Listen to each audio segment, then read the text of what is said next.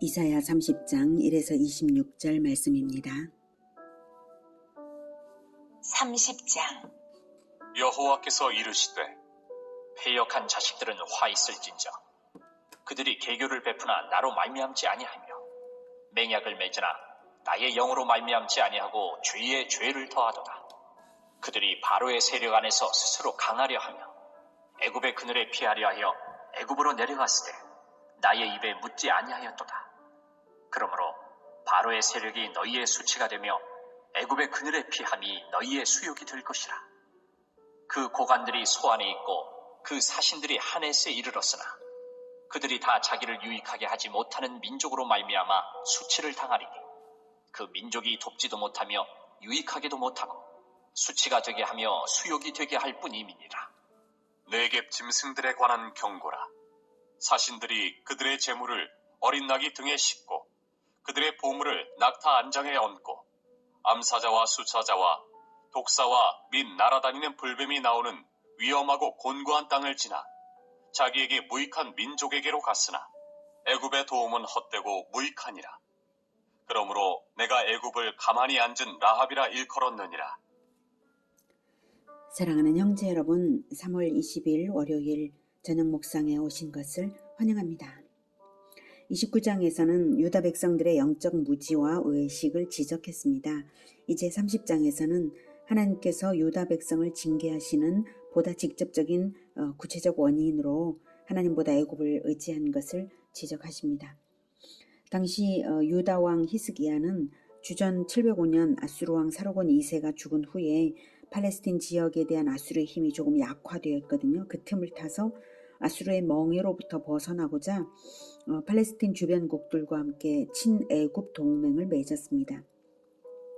그 동기가 하나님보다 강대국을 의지하고자 하는 동기였으니 불순한 것이고요. 이 당시 애굽은 제25 왕조인 샤바코 왕조가 전 애굽을 통일한 지 얼마 되지 않은 시점이어서 국력이 안정된 상태는 아니었어요. 히스기야가 친애굽을 선택한 것은 신앙적으로도 정치적으로도 잘못된 판단이었습니다. 1절 여호와께서 이르시되 패역한 자식들은 화 있을진저 그들이 계교를 베푸나 나로 말미암지 아니하며 맹약을 맺으나 나의 영으로 말미암지 아니하고 죄에 죄를 더하도다. 29장 15, 16절에서도 남유다의 친애굽 정책을 책망하는 암시가 있었죠. 이사야 29장 15, 16절 자기의 계획을 여호와께 깊이 숨기려 하는 자들은 화 있을진저 그들의 일을 어두운 데서 행하며 이르기를 누가 우리를 보리야 누가 우리를 알려 하니 너희의 패역함이 심하도다. 이렇게 말했었죠. 여기 1절에서 그들이 계교를 베푸나 나로 말미암지 아니하며 맹약을 맺으나 나의 영으로 말미암지 아니하고 그래서 하나님과 의논하지 않았다는 거예요. 하나님께 먼저 여쭤봤어야 되는 거죠. 예. 그래서 더욱 직접적으로 지금 그것을 19장에서는 암시적으로 말했다면 여기서 직접적으로 책망하고 있습니다. 2절 그들이 바로의 세력 안에서 스스로 강하려 하며 애굽의 그늘에 피하려 하여 애굽으로 내려갔으되 나의 입에 묻지 아니하였도다. 그러므로 바로의 세력이 너희의 수치가 되며 애굽의 그늘에 피함이 너희의 수욕이 될 것이라. 애굽의 사절단을 보낸 것이 하나님과 아무 상관이 없이 된 일이라는 바로 그 점이 문제였어요. 그래서 기대와는 정반대로 될 것입니다. 하나님의 그늘에 피했어야 됐던 거죠. 4절 그 고관들이 소안에 있고 그 사신들이 하네스에 이르렀으나 그들이 다 자기를 유익하게 하지 못하는 민족 즉 애굽으로 말미암아 수치를 당하리니 그 민족이 돕지도 못하며 유익하기도 못하고 수치가 되게 하며 수욕이 되게 할 뿐이니라. 여기서 4절에 그 고관들은 유다 사절단이고요. 소안과 하네스는 애굽의 영향력 있는 도시들인데요. 한 군데로 가지 않고 두 군데로 갔잖아요. 그러니까 유다는 애굽이 아직 하나로 결속되지도 못한 애굽인데 그래서 여러 세력들과 동맹을 체결하려고 노력하는 어리석은 헛수고를 한다는 말입니다.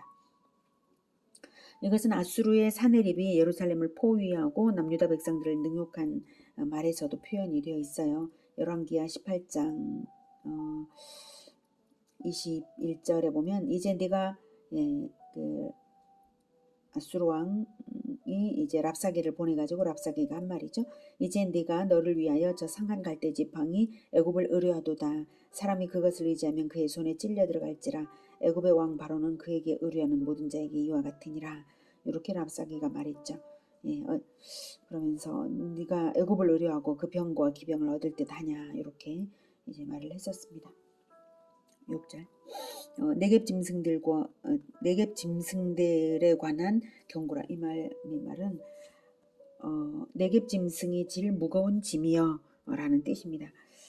바로 이어지는 내용들이죠. 사신들이 그들의 재물을 어린 나귀 등에 싣고 그들의 보물을 낙타 한 장에 얹고 암사자와 수사자와 독사와 및 날아다니는 물뱀이 나오는 위험하고 곤고한 땅을 지나 자기에게 무익한 민족에게로 갔으나 애굽의 도움은 헛되고 무익하니라. 그러므로 내가 애굽을 가만히 앉은 라합이라 일컬었느니라. 네.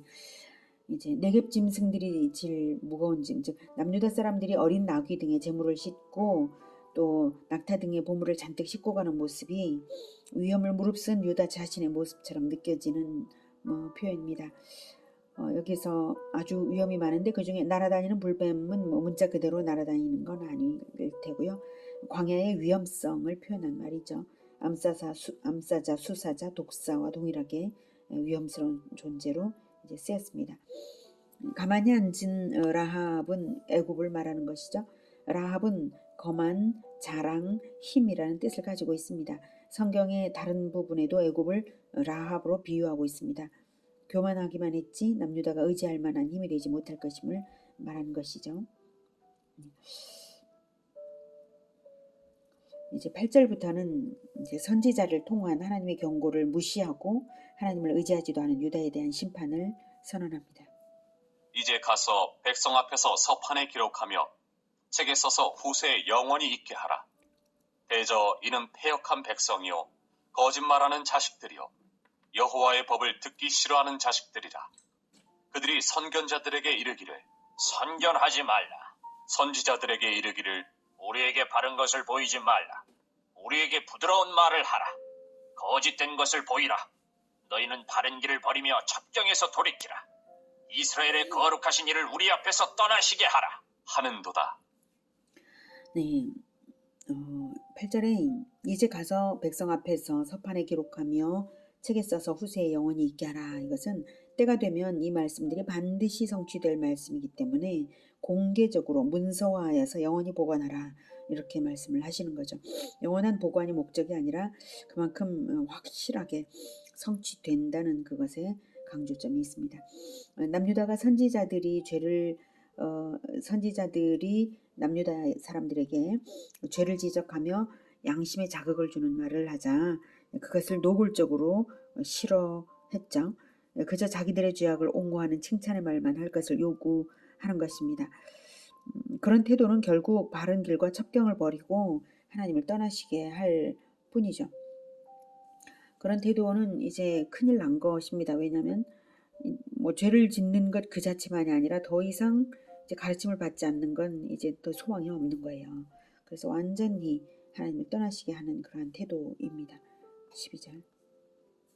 이러므로 이스라엘의 거룩하신 이가 이같이 말씀하시되 너희가 이 말을 업신여기고 압박과 허망을 믿어 그것을 의지하니 이 죄악이 너희에게 마치 무너지려고 터진 담이 불쑥 나와 순식간에 무너진 같게 되리라 하셨은즉 그가 이 나라를 무너뜨리시되 토기장이가 그릇을 깨뜨림같이 아낌이 없이 부수시리니 그 조각 중에서 아궁이에서 불을 붙이거나 물웅덩이에서 물을 뜰 것도 얻지 못하리라. 네, 압박과 허망을 믿어 그것을 의지한다라는 말은 압박은 애굽의 군사적 도움을 요청하기 위해서 곡물을 바쳐야 되잖아요. 그래서 곡물 마련을 위해 백성들을 압박해서 수탈한 것을 말하고요. 허망은 정직하지 못하다는 뜻인데 바르지 못한 정치를 의지했다는 것입니다. 백성을 수탈하는 방법과 바르지 못한 정치를 의지했다라는 거죠. 이미 선지자를 통해서 바른 길, 지혜로운 길을 제시하고 권고했는데도 불구하고 그것은 거부하고 압박과 허망으로 경영하고자 했으므로 이제 하나님의 심판은 갑작스럽게 일어나서 막대한 피해가 될 것이라고 하십니다. 마치 토기장이가 잘못 만들어진 그릇을 아낌없이 산산조각으로 깨뜨리듯이 남유다를 심판하시겠다고 하는데요. 그것은 그만큼 심판의 의지가 강하다는 것이고 또한 심판할 합당한 권세자이시라는 것을 하나님이 바로 토기장이가 자기가 잘못 만들어진 그릇에 대해 가지고 자기가 깨뜨릴 권세가 있잖아요. 자기 마음대로 합니다. 그런 것처럼 합당한 권세자 되심을 뜻한 것입니다. 15절. 주 여호와 이스라엘의 거룩하신 이가 이같이 말씀하시되 너희가 돌이켜 조용히 있어야 구원을 얻을 것이요 잠잠하고 신뢰하여야 힘을 얻을 것이거늘 너희가 원하지 아니하고 이르기를 아니라 우리가 말 타고 도망하리라 하였으므로 너희가 도망할 것이요 또 이르기를 우리가 빠른 짐승을 타리라 하였으므로 너희를 쫓는 자들이 빠르리니 한 사람이 꾸짖은즉 1000사람이 도망하겠고 5이 꾸짖은즉 너희가 다 도망하고 너희 남은 자는 겨우 산꼭대기에 깃대 같겠고 산마루 위에 기치 같으리라 하셨느니라.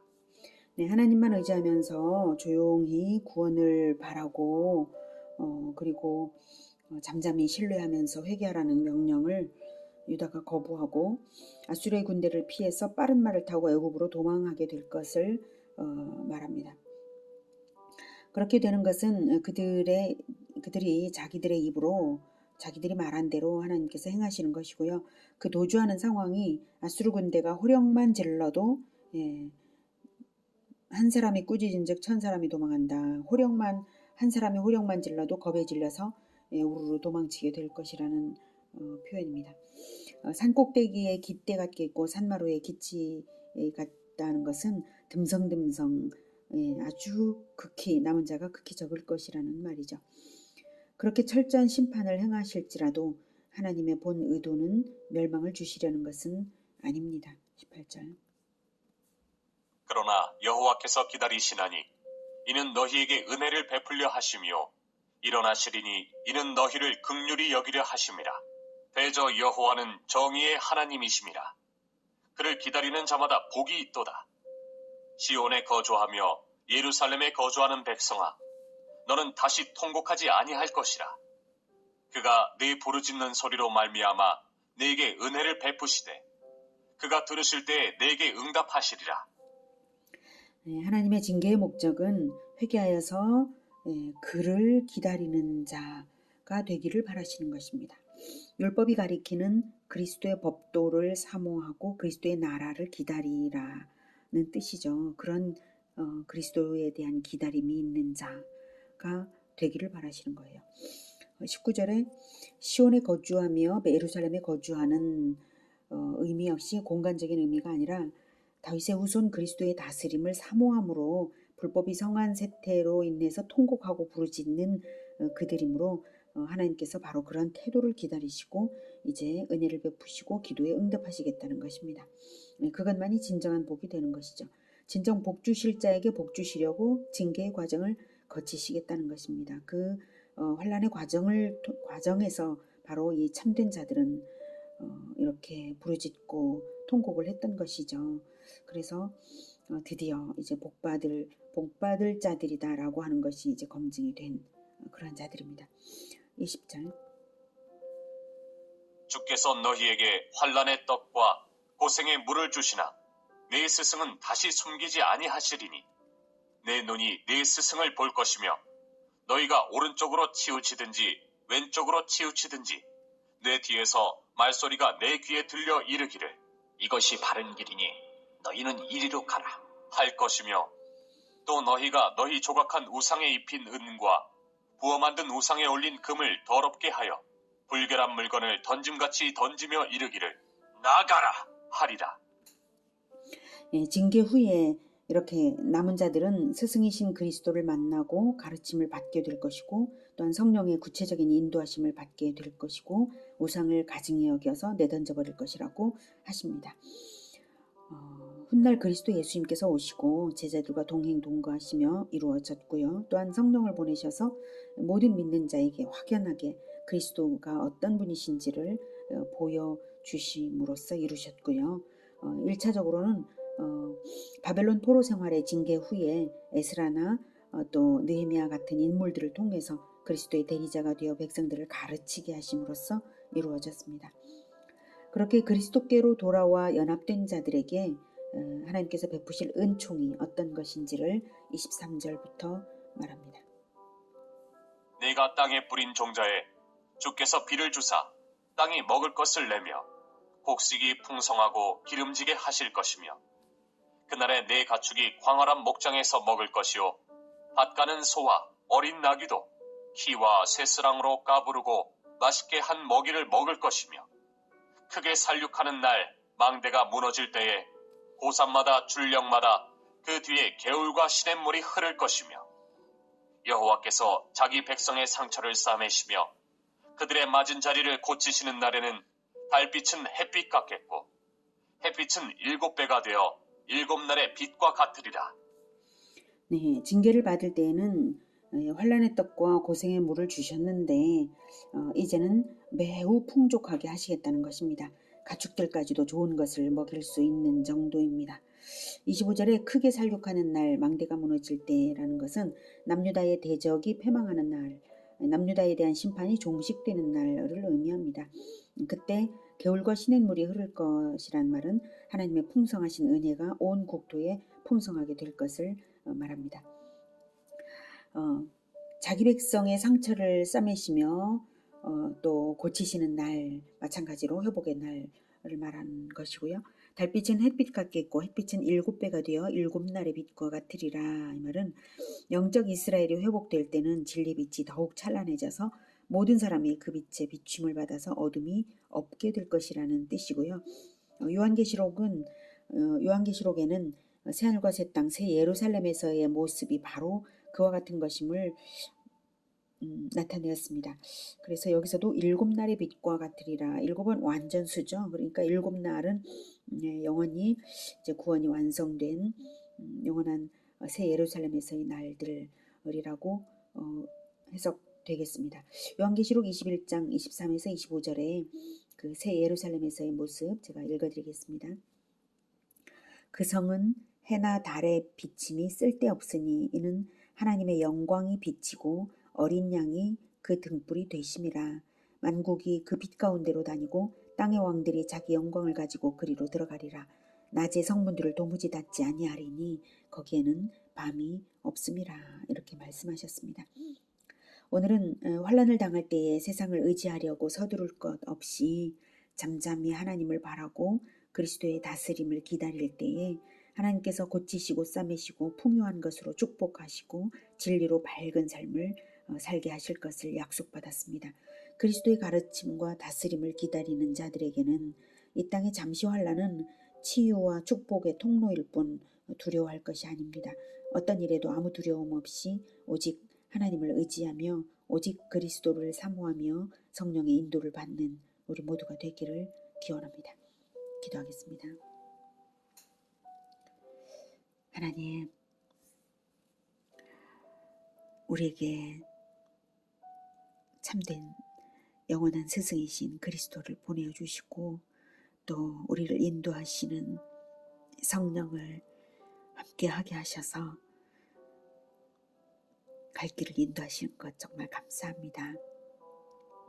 그러나 아직 우리가 온전히 받지 못하고 그리스도의 다스림을 온전히 받지 못하는 부분들이 있어 하나님의 긍휼이 필요합니다.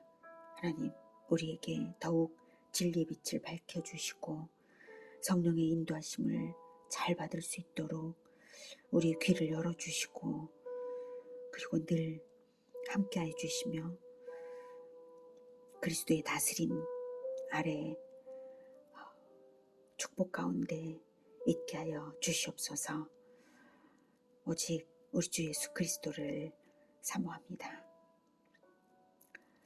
우리에게 온전한 가르침을 주시고